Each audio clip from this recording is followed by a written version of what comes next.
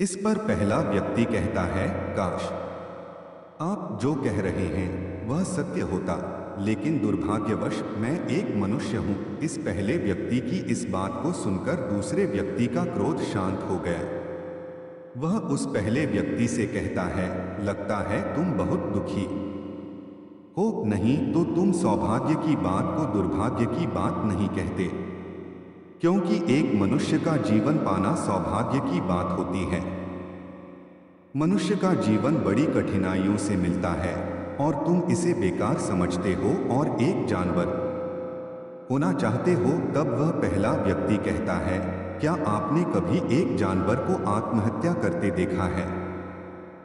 क्या आपने किसी जानवर को दूसरे जानवर को धोखा देते देखा है? क्या आपने किसी जानवर को अपने कल और आज के लिए परेशान होते हुए देखा है? ऐसे में एक मनुष्य का जीवन सौभाग्य की बात कैसे हो सकती है? इससे अच्छा तो जानवरों का जीवन है। हम तो जानवरों से भी बदतर हालात हैं। वह दूसरा व्यक्ति कहता है, लगता है तुम बहुत दुखी हो, तुम्हारे जीवन में बहुत सारी समस्याएं हैं। यदि ऐसा है तो तुम्हें इसका समाधान महात्मा बुद्ध के पास मिलेगा। तब पहला व्यक्ति कहता है, महात्मा बुद्ध कौन है?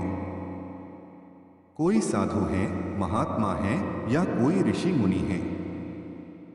अगर इनमें से हैं तो वो मेरी कोई भी मदद नहीं कर सकते हैं। मैं ऐसे कई लोगों से मिल चुका हूं और इनके पास मेरे समस्याओं का कोई हल नहीं है। दूसरा व्यक्ति कहता है, इनमें से वह कोई नहीं है, लेकिन वह क्या है? ये तो मैं भी नहीं जानता हूं, बस इतना पता है कि जो भी उनके पास अपनी समस्याएं लेकर जाता है उसका समाधान बड़ी आसानी से हो जाती है। जो भी उनके पास आता है अपने सारे दुख दर्द उनके पास छोड़कर चला जाता है।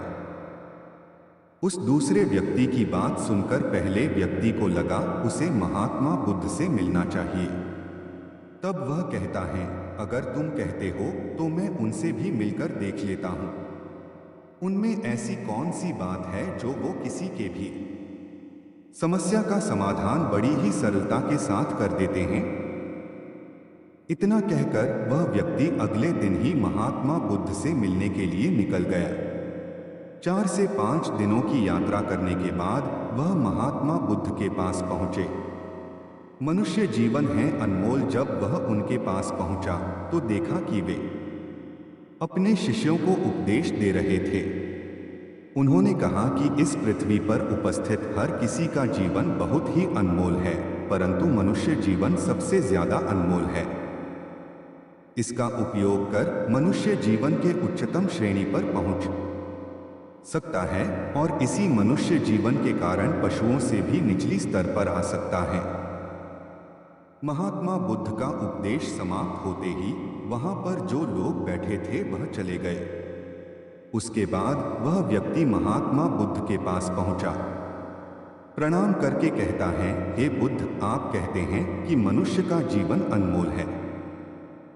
आखिर हम मनुष्य के जीवन में ऐसी क्या बात है? हम मनुष्य के जीवन में कीमती